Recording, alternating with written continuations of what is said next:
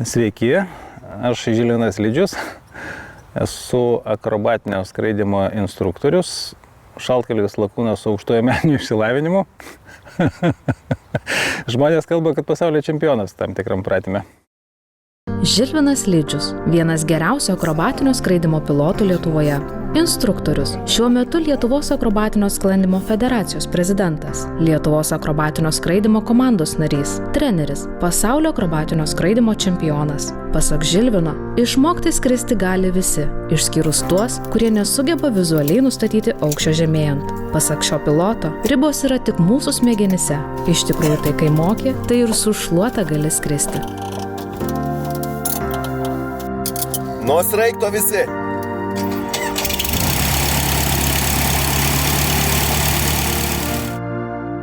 Žavinga ta aviacija, aš galiu pasakyti. Faina, žmogus pakyla virš žemės, negalėdamas pats skristi su kažkokia tai pagalba, variklio, lėktuvo, ten šoka su parašiutu, taigi visus vilioja. Visi jauni berniukai norėdavo būti arba policininkais, arba gaisrininkais, arba kosmonautais, arba pilotais. Tai aš vienas iš tų, kuris norėjo būti pilotu. Darželėje aš pradėjau piešti lėktuvėlius, dar nemokėdamas piešti jau pradėjau piešti, nes visada galvojau būti pilotu. O atėjau turbūt iš filmų, tokių senovinių filmų, visokių ten buvo lėktuvų. Tai praktiškai aviacija atėjo iš darželio. Aš pradėjau nuo aeroklubo, tai buvo dar mokykloje, galbūt 11 klasėje, kažkas apie tai. Į sklandytojus aš net nežinojau, kur eit, pravažiuodavau čia pro Paluknį, tai celę pavarvindavau, nes eilė lėktuvų buvo, prie kurių manęs tėvai neprileisdavo, tai aš taip jiems nežinant užsirašiau į Kyviškes ir jiems nežinant pradėjau skraidyti. Tai labai buvo ilgas kelias iki to pirmo įsėdimo, buvo labai ilga teorija, visą žiemą realiai mes vaikščiodavom per šaltį, per sniegą, per ten gerą blogą orą į Dzūkų gatvę Naujininkuose, į šaltą klasę mokintis teorijos. Ir kai baigėsi teorija, prasidėjo įskaitos, prasidėjo čiupinėjimas to lėktuvo, ten teoriniai visokie dalykai ir kol mums leido į jį atsisėsti, iš pradžių angare šaltyje, po to kaip užvesti, čia tik tai atėjus pavasarį mes galėjom kažką tai iki to įsėdimo labai ilgas kelias buvo, visi labai norėjo, visi veržėsi, bet gavosi kaip gavosi. Bet už tai labai saldus tas pirmas įsėdimas buvo. Labai. Įsėda į lėktuvą, taigi fainai, atsisėdi ten, viskas atrodo, visko tiek daug, nors dabar atrodo, nieko ten daug nėra. Toliau norėjau būti, tais tarybiniais laikais buvo 2 civilinės aviacijos mokyklos, buvo Kirovogradas ir Aktiupinskas, tai galvojau gal į Kirovogrado stoti, praėjau medkomisiją, bet nuvažiavęs į kaimą padėti seneliams sukapot malkas, persikirtau koją, tai nuplaukė tas viskas man. Ir ta baigtis aviacinė buvo labai neaiški, pakibusi ant plauko, tai klubo instruktorių ten ir draugų pagalba gavau visokius nurodymus, laiškus stoti į aviacinį centrą, kuris buvo Zaporožėje. Ten buvo ir pažįstamų, ir draugų likusių iš jų laikų, jie skraidydavo tada su MiG-15-17, dabar perėjo ant L-29, ne dabar, tada to laiku. Tai parašė krūvą laiškų man, aš su tais laiškais nuvažiavau ir taip ir įstojau. Ir toliau vėl klubas, toliau akrobatiniai skraidymai, instruktoriavimai, ultralaitai, viskas toliau pradėjo vystytis, sklandytuvai atsirado, akrobatinis sklandymas atsirado, žodžiu, įdomu.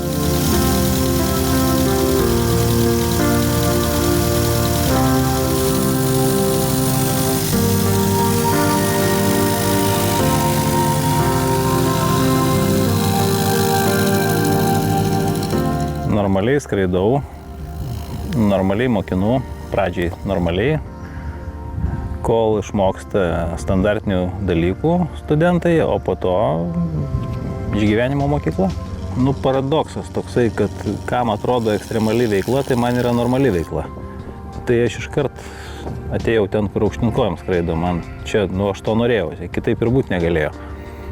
Tai negaliu pasakyti, kas yra Kas yra ekstremalu, čia man normalu yra. Ekstremalus nieko čia nėra. Čia yra viskas labai aiškiai pagrįsta fizikiniais dėsniais. Įdomiausia yra, kai pradeda visokios perkrovos tave tampyti aukštyn, žemyn, nesvarumas, ten vertikalios pozicijos visokios, tu tada jautiesi kaip paukštis, o ten aukštyn ar žemyn kojam, tai yra aukštyn kojam tas pats, kas žemyn kojam. Čia tik tai taip iš šono gal atrodo, kad tai sudėtinga. Vat, pavyzdžiui, aukštyn kojam apsivertus padaryti kažkokią neigiamą figūrą, o čia yra jau truputėlį iššūkio daugiau. Ir įdomumo daugiau, ir jeigu reikia tikslumo, tai jau tada jau meistriškumas auga. Tai padeda praplėsti pilotavimo galimybės bet kam ir supratimą apie tą aviaciją. Ir tai yra ir saugumo klausimas. Kuo daugiau žmogus susipažinę su įvairia pilotavimo technika, tame tarpe ir akrobatinių skraidimų, tai tuo daugiau jam šansų išgyventi.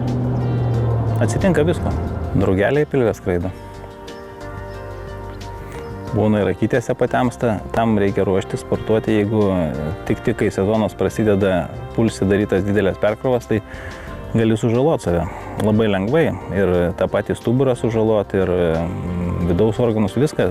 Tam reikia ruoštis, sportuoti ir neapleisti savęs. Tai standartiškai, vidutiniškai pasižiūrėjus į čempionus, kurie laimi, kurie ten rodo gerus rezultatus, tai vargiai ar rastume sportiškai nepasirengusių. Greičiausiai visi yra pakankamai kieti šitoje vietoje. Jie tiesiog savo negali leisti, net laikyti tų perkrovų. Aš kai skrendu, pavyzdžiui, daryti kažkokios tai keistus dalykus, tai prisiklijuoju prieš save pasą savo, kad matyčiau, kiek man metų, nes yra geras pasiteisinimas, kad pasižiūri į pasą ir sakai, aš jo nebeatsimenu. Aš jau per senas. Ne, jeigu rimtai, tai tikrai aš dalies kažkokiu tai ten pasiekimų tikrai neatsimenu, nuoširdžiai sakau. Vienas gal toks įdomiausias, tai buvo Pietų Afrikoje JAK 52 pasaulio čempionatas, kada ten vienam pratime laimės dalykas užėmiau ten pirmą vietą. Tai sakykime, man ir pačiam buvo netikėta. Ir tie, kurie skraidė ir žiūrėjo, sakė, wow, man tai atrodė, nieko ten gero. Bet matomai gerai gavosi, tai čia tiesiog dar viena treniruotė, kuri puikiausiai pavyko ir viskas. Aš to nesureikšminčiau, bet yra kaip yra.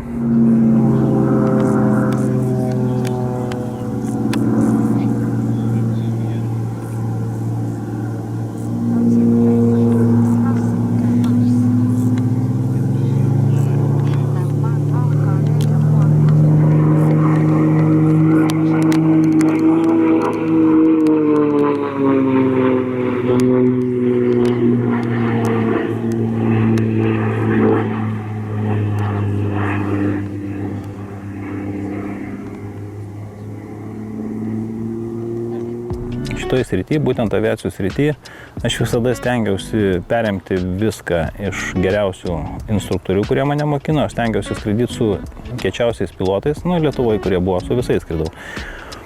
Ir dabar tikslas yra perduoti savo patirtį jaunimui, kuris ateina. Tai aš jaučiu netgi, kad vykdau misiją tokią.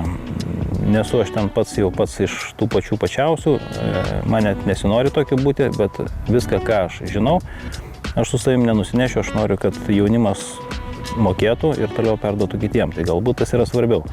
O ten čempionas, ne čempionas čia. Gražuolė, ne gražuolė, koks skirtumas, praeina, pasimiršta. Žilvinas, atsirado jau, sakykime, prieš 10 metų beveik, grubiai. Taip, ir iš tikrųjų, sakykime, tikrai pakeitė mano gyvenimą, požiūrį ir dalykais, kuriuos užsijėmu.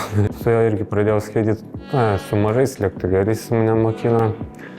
Tai negaliu pasakyti, kad būtų kažkada nelinksma su juo skristi. Visą laiką, linksmai skraidydavome ir niekad nebuvo supykęs tikrai, visą laiką su nuotaika. Kad kartais ir kažko nesisekda, bet šiaip, kai reikia, būna kartais ir griežtas. Bet supranti, dėl ko griežtas, kad tu tiesiog geriau išmoktum ir geriau sektųsi ateityje. Sunkiausia mokytis iš mokinių, juos mokinti. Tai turi rasti raktą. Jeigu nerandi, tai čia mokinys nekaltas, čia instruktoriaus problema, jisai negali nerasti rakto, kaip išmokinti ten vieną ar kitą dalyką, kartais tiesiog net naktim nemiegi galvoja, kaip čia tokio sugalvot. Aišku, yra tokių kietų, kuriem pasakai, kad atvažiuok, skrisk ir jisai skrenda, net nereikia žiūrėti, net pamiršti, oi, jau čia porą kartų nusileido jau. Net nematai, kad jis skraido. Ten po to prišoki, patobulini, pašlifuoji, toliau pasižiūri, patikrini ir vėl kažkur dingsta jisai. Tai labai smagu, kada yra tokių mokinių, bet tokių yra tikrai daug. Žilvinas labai prisidėjo prie to, kad į akrobatiką patekau.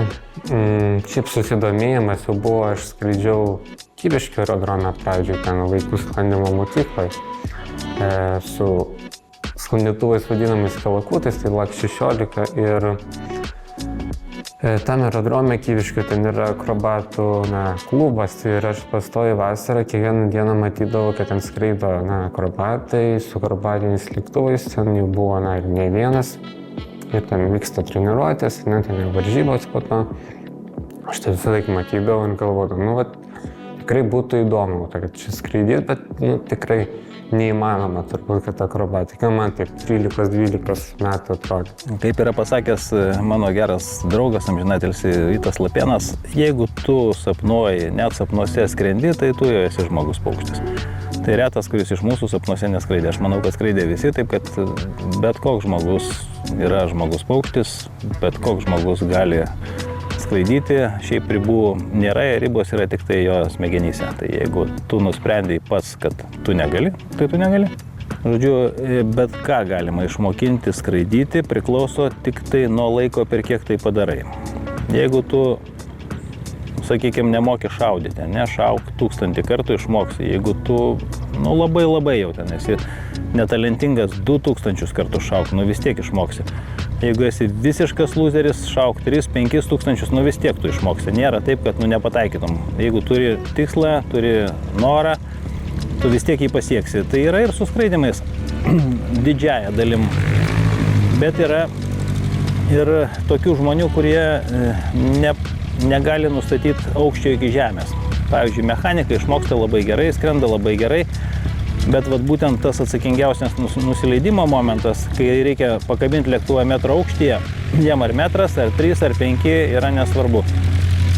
Tai šito tu neišmoksi, tu turi matyti. Jeigu yra tas sugebėjimas pamatyti aukštį ir jeigu aš jį surandu kaip parodyti, tai aš jį išmokinu, bet jeigu jis negali to nustatyti, tada mes atsisveikinam, nes tai yra tik tai laiko klausimas, kada jisai užsimuš. Tokių yra buvę.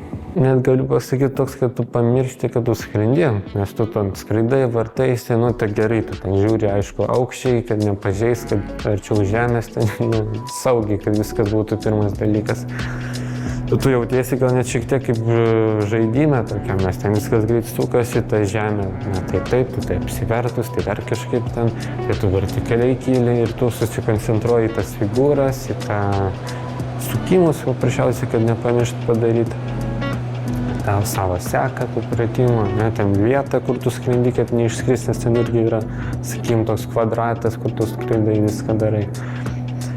Tai jo, tu viską susikoncentruoji, dar taip pat save reikia ten pilvo presai ten, prie teigiamų perkrovų ir nepamiršti kvėpuot. Ir tu toks suki tą akrobatiką, darai figūras, susikoncentravęs į vatą, tai ir po to, kai jau baigi per savo pratimą skrydžio, o kai biškai apsiraminėjau, užžiūrėjau, tu toks pasižiūriu, o čia visai gražiai atrodo, vaizdas gražus, čia saulėlydis, pavyzdžiui, arba ten debesėliai gražus. Tai jo, tas lėktuvas kaip instrumentas, tik stampa ir tas sportas, tu tik iš tikrųjų pamiršti, kad skrendi tas pakilimas, tupimas, tu apie jį net kaip ir negalvoji, galvoji, aišku, tu savaime, bet pasąmonė tu taip žiūri, kad tu jau ant žemės esi, toks. Tai taip natūraliai, automatiškai gaunasi, tiesiog tu susikoncentruoji į tą būtent akrobatinį skrydį. Aš turiu kirvį tam lėktuve. Suruošim. Čia va kirvis. Tikrai taip. Pats tikriausias kirvis. Čia yra kirvis ir jeigu studentas neklauso manęs, aš tada išsitraukiu tą kirvį. Jis pamato tą kirvį ir paleidžia vairus. Ne, iš tikrųjų, jokio kirvio aš ten juos negazdinu, jokių kirvių. Kirvis yra gelbėjimosi priemonė. nuo vadų. Tiesiog mes ilgai ir nuobodžiai šnekam ant žemės, treniruojamės ant žemės ir viską įsilipa jau į lėktuvą mokėdamas padaryti kaip turi būti, bet kol tas išmokstama, kol įgyja, kol atsiranda ta raumenų atmintis, nu tai praeina laiko kažkiek. Nebūna taip iš karto, kad bam ir aš jau moku, aš jau skrendu. Su jaunesniais yra paprasčiau, nes jie su treniruokliais, visokiais simuliatoriais skraido, atsiranda tik tai tas erdvės poveikis, tai yra tos perkrovos, turbulencija, dar kažkas, tai juos išbalansuoja kurį laiką, o su vyresniais truputėlį ilgiau užtrunkam.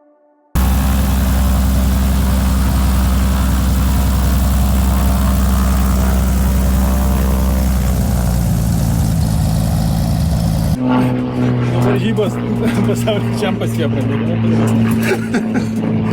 Pala jūs pažiūrėsite.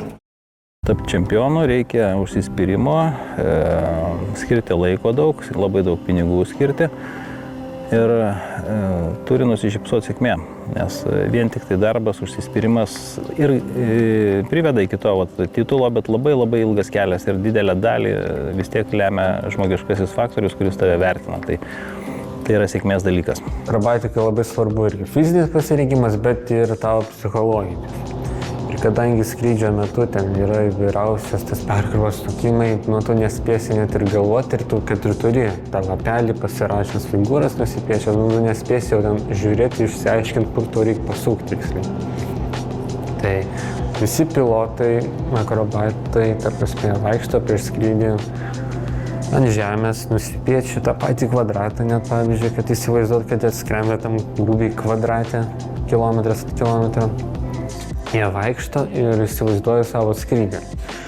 O paprasčiausias dalykas, kaip įsivaizduot, tai dešinėje rankoje įsivaizduoja, kad vairuolas laikai, kairė pusė, kairė ranka tai yra sparnas arba ten gazas dar, jeigu kaip kiti įsivaizduoja. Na ir tu paprasčiausiai vaikštai tą kompleksą, iš pradžių laikai ten lapelį, ne, ir šalia savo rankoje. Ir kiekvieną figūrą vaikštai ir įsivaizduoji, kaip tu ją darysi ore, kur tu žiūrėsi, pauzės, prieš sukimo, po sukimo, kokios turi būti. Esmė tokia, kad tu viską įsivaizduosi, kaip tu darysi lėktuve. Ir iš tikrųjų tai yra labai svarbu, jeigu tu gerai pasivaikščios ir gerai pasiruošęs, tai tau ir skris bus stipriai lengviau. Nes jeigu taip nieko nepasimokins, atsisės ir skrisi, nesuskrisi, neįmanoma. Ir irgi ne visą laiką gerai vienam vaikščiot, kaip minėjau, kad treneris žiūri, kaip tu skrendi ant žemės, bet jisai žiūri, kaip iš šono, kaip tu vaikštai. Gal net nebūtinai akivaizdžiai, bet arba būna ir prieina ir pasižiūri, arba iš toliau žiūri.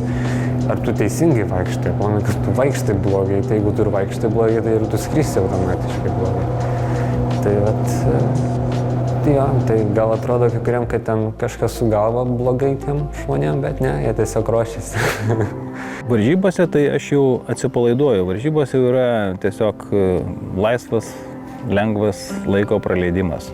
Ten jau tu negali nieko nei galvoti, tu turi tik tai susikaupti ir nesistengti padaryti geriau negu kad darei treniruotėse. O pats sunkiausias darbas yra būtent treniruotėse, pasiruošiant, planuojant treniruotės, planuojant išvykas. Ir šiais metais aš tikrai labai džiaugiuosi, kad yra draugai, komanda, mokiniai, kurie didelę darbo dalį, praktiškai 80% nuo manęs nuėmė ir jie patys viską organizuojasi. Tai čia, tiesiog šventė, aš tiesiog džiaugiuosi. Va, o lemia, tai sakau, čempionas tai gali būti tas, kuris dirba, kuris mato tikslą, kuris jo siekia ir plius dar laimės dalykas didžiulis. Pirmiausia, aišku, ten dalyvaudavom Lietuvoje varžybose, bet tiesiog pamatėm, kad reikia mums daugiau kažko. To Lietuvoje dėja nėra pas mus ten daug tų pilotų iš tikrųjų, lakūnų, akrobatų. Tikrai ten, nežinau, iki 10 galiu skaičiuot, vieni daugiau, kiti mažiau skraido. Vieni labai iš dalies tai profesionaliai užsijama ir ten skraido aviacijos šventėse, kiti ten labai retai skraido. Bet tikrai mūsų nedaug yra ir aš pats Lietuvoje ten laimėjau kelis kartus. Ir tiesiog suprantam, kad mes patys prieš save iš dalies varžomės. Ir tas mūsų lygis, kai tiesiog pats prieš save skraidai, prieš savus pastovi ir matai tik tą kiemą. nu vis tiek reikia kažkur kitur išvažiuoti, kažkur išlysti, kad daugiau ten ir pažinčių susipažinti ir daugiau pamatyti. Tai taip ir gavas, kad mūsų ir komandas, sakykime, taip susidarė žmonės, kurie mes labai gerai sutarėm, kaip antra šeima esam ir skraidom, kai skraidom vasarą, būnam irgi dažnai laiką praleidžiam kartu ir taip gavosi, kad mes pastoviai būnam. Ir sugalvom, kad va, čia vyksta tos varžybos, ten pirmas tai į tarptautinės išvažiavom Rumunijoje, ten buvo Europos čempionatas ir va čia vyksta varžybos, turim lėktuvą, nu kodėlgi nesudalyvauti. Tai tiesiog daugiau pasitreniruojam, sąlyginai daugiau, iš tikrųjų mes ten nebuvom gerai pasiruošę, nei kad šiais metais iš vis labai mažai, praeitais metais šiek tiek daugiau, bet išvažiavom. Ir sakykime, kaip pirmam kartu tikrai neblogai sudalyvavom, aišku, taip nebuvo tam pasaulio čempionatas, Europos, bet pavyko medalį paimti bronzinę trečią vietą. Tai buvo smagu iš tikrųjų, pačiam individualiai, ten tam tikrose skrydžiuose buvo neblogai sekėsi, bet aišku, čia visas komandos įdalis buvo kita bronzinė vieta. Mūsų pagrindinis, taip, treneris ir pats pilotas dalyvaujantis varžybose. Mes dalyvavo šiemet, tai yra Žilvinas Lydžius, tada mano komandos draugai, tai Albertas Maselevičius ir Petras Janavičius. Tai kiekvienas labai daug prisideda prie viso šito mūsų reikalo ir tikrai, jeigu kažkurio mūsų kaip ir trūktų, tai iš tikrųjų planai, aš nežinau, žymiai būtų sunkiau ir gal griūtų tie planai. Ir kai mes esam toks branduolys susidaręs, tai taip labai geras. Tų iššūkių tiek daug, kad aš net neprivardinsiu visų, pats galbūt, sakykime, du pagrindiniai iššūkiai, tai surasti šiuolaikinį patį moderniausią lėktuvą, susitarti, kad tau jį išnuomotų, nes čia tikrai didžiulis iššūkis, ir surasti pinigų su juo skraidyti. Visa kita nebe taip svarbu, ten gausis gerai, nesigaus irgi gerai, bet tu formulę vairuoji, tu su kiečiausiais lėktuvais skraidai. Tu savo kažkokį tai vardą parodai pasauliui, tu jau tampi žinomu, jau tau davė, tavim pasitikė. Tas yra galbūt svarbiau negu bet koks tenais titulas ar dar kažkas. Tai yra, šiaip tai visa ta aviatorių bendruomenė yra taip glaudžiai susijusi, kad vieną kartą pasičiukšlinęs vargiai ir kažkur kitur tave priims taip ir duos ir pasitikės. Tu turi elgtis garbingai, atsakingai ir sąžiningai. Tai yra pagrindiniai dalykai. Visa kita ten, ar tu čempionas, ar ne, niekam neįdomu. Trenerio vaidmuo svarbus, ir jau net pradedam namie, arba kur tu ten būtum, kur tu ten treniruotumėsi. Tai jau, aišku, tada labai svarbu neskraidyti akrobatiką taip vienam, pakilti ir tiesiog skraidyti. Nu, tai yra nesąmonė iš tikrųjų. Visą laiką turi būti kažkas ant žemės, nu tai aišku, tai būtų treneris, kuris supranta, ką žiūri ir kur jūs dirbtumėte dėl kažkokio tai tikslo, kažką darytumėte, treniruotumėsi, nu kaip bet kokiam sportui, aišku, kad tu tai darytum teisingai ir žinotum, kaip daryti, nes nuo žemės tas treneris jisai mato kaip teisėjas, na, jis gali žiūrėti, ne, ir įsivaizduoti kaip teisėjas ir jis taip žiūrės, kad būtų gražu. Ir tas vaizdas kaip ore ir ant žemės gali visai skirtis, kaip tai atrodo lėktuvė, ar kaip treneriui, ar tai teisėjam atrodo ant žemės. Ir aišku, jis tikrai jaudinasi ne ką mažiau negu ten lakūnas skrendantis čia, bet kuris treneris. Na, aš taip manau. Ir aviacijoje, jeigu nebesimokini, nebepraktikuoji, tiesiog žemynai negali, tu turi vis kažką tai naujo padaryti, vis kažką tai atrasti, vis kažko tai išmokti, tada viskas gerai, tada tu tiesią liniją brėži. Bet jeigu tik tai galvoji, kad viskas, aš jau viską moku, brėžiu tiesią liniją, tai tu eini žemyn. Mano ta gyvenimo dalis, be kurios aš save sunkiai įsivaizduoju. Ir kaip ten bebūtų, kaip ten besusiklostytų gyvenime visokios situacijos, jinai buvo, yra, ir bus visą laiką.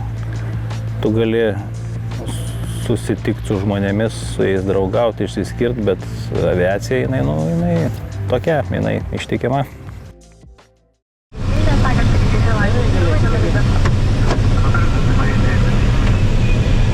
Tango Čarlį įsikabinau 1250. Varom.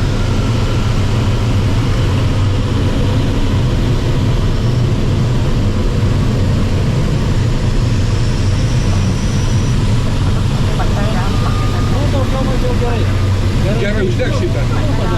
Jo, kilpa.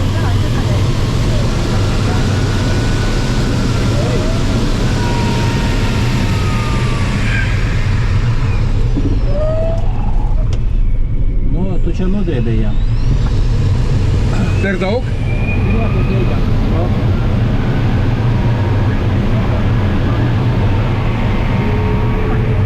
Pačioma, kad leidai. Aha. Leidai čia prilaikai. Čia traukai.